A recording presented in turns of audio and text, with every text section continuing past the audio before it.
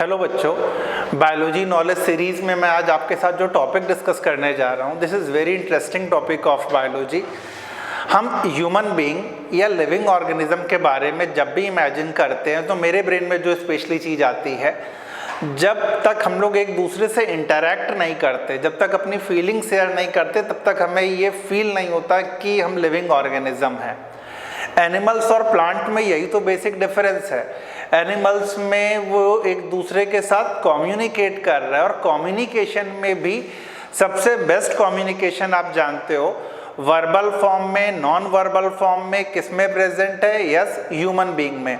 हम ह्यूमन को अगर एक दूसरे से इंटरैक्ट करना होता तो हम वर्बली कम्युनिकेट कर लेते हैं, और कई बार नॉन वर्बल जेस्चर शो करते हैं जिससे सामने वाला अगर जरा सा भी स्मार्ट है तो समझ जाए। क्या एनिमल्स में जिनके पास ऐसी कम्युनिकेशन स्किल नहीं है, कोई ऐसी टेक्निक है so that they can communicate with each other? अगर उन्हें कहीं कलेक्ट होना हो, किसी को कॉल करना हो, तो क्या उनमें कोई ऐसी टेक्निक है? Yes, pheromones. फेरोमोन्स जिसे एक्टो हार्मोन्स कहते हैं। इंसेक्ट यानी entomology, study of insect is called entomology. Entomology में सबसे ज़्यादा इंसेक्ट्स के कम्युनिकेशन के बारे में स्टडी किया गया है बायोलॉजी में, और ये देखा गया है they communicate with each other, they collect at certain space due to that pheromones. And pheromones are present not only in invertebrates but also in vertebrates. As far as human is concerned, there is controversy about it. Human में some people are saying present and some other group of people are saying not present. तो human के बारे में हम लोग discussion नहीं करेंगे because it is the topic of controversy.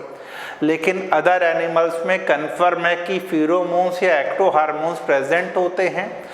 And pheromones are such chemicals which is used to communicate among the member of same species. Yes, अगर एक ही स्पीसीज के मेंबर्स को आपस में कम्युनिकेशन करना हो तो वो फेरोमोन्स रिलीज करते हैं जिन्हें एक्टो हार्मोन्स कहते हैं। तो डेफिनेशन आप देख सकते हो फेरोमोन्स की।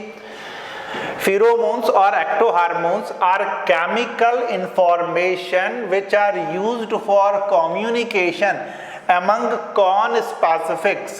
CON conspecific. Conspecifics मतलब members of same species. Member of same species.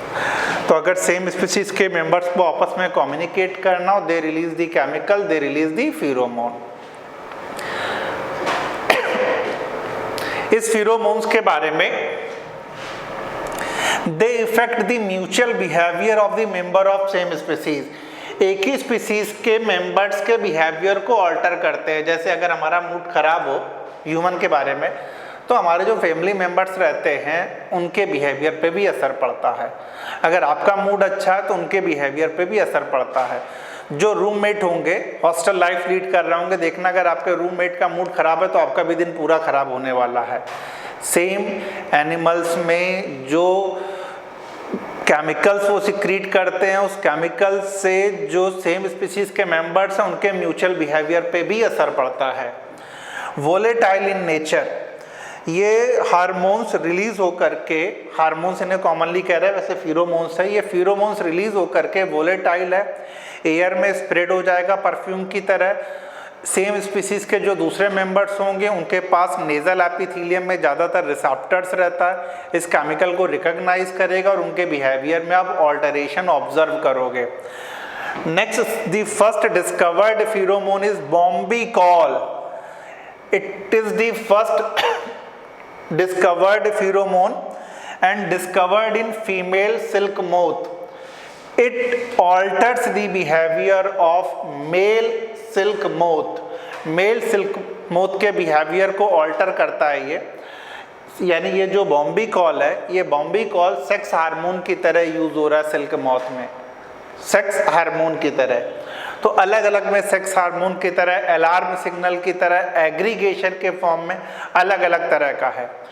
Broadly बच्चों हम लोगों ने इसे दो टाइप का डिवाइड किया है, रिलीजर और प्राइमर। रिलीजर मतलब जो एयर में स्प्रेड हो गया और बिहेवियरल रिस्पॉन्सेस चेंज कर रहा। It influences immediate behavioural responses, जो हमारे आपके कम्युनिकेशन स्किल से होता है ना। अगर हम किसी से बात कर रहे हैं, सामने वाले के बिहेवियर को आप इमीडिएट चेंज कर सकते हो, तो इनके पास ऐसे केमिकल्स हैं। Action is very rapid and quickly degraded, बहुत तेजी से रिलीज होगा और तुरंत डिग्रेड भी हो जाएगा। कुछ एग्जाम्पल जैसे सेक्स हार्मोन, सेक्स फीरोमोन, हम लोगों ने अभी देखा बॉम्बीकॉल सिल्क मोथ में अलार्म फीरोमोन होते हैं। रेड एंट के वाया आप जानते हो जो फॉर्मिक एसिड रिलीज होता है, ये फॉर्मिक एसिड एक्चुअली में फीरोमोन्स का ही एग्जाम्पल है।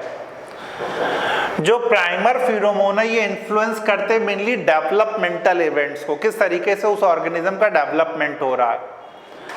Slower onset and have long lasting action, बहुत धीरे धीरे इनका एक्शन होगा डेवलपमेंट में। जैसे एक एग्जांपल अगर आप देखोगे तो और क्लियर होगा। हनी बी में आप जानते हो क्वीन है, ड्रोन है, वर्कर है, सारा काम कौन करता है? वर्कर।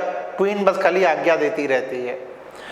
क्वीन से क्वीन सब्सटेंस निकलता है जो वर्कर को स्टेराइल रखेगा और मोटिवेट करेगा, आप इस धरती पे केवल काम करने के लिए आए हो। तो वर्कर बेचारा केवल काम करेगा और स्टेराइल रहेगा, और क्वीन सब्सटेंस रिलीज करता रहेगा।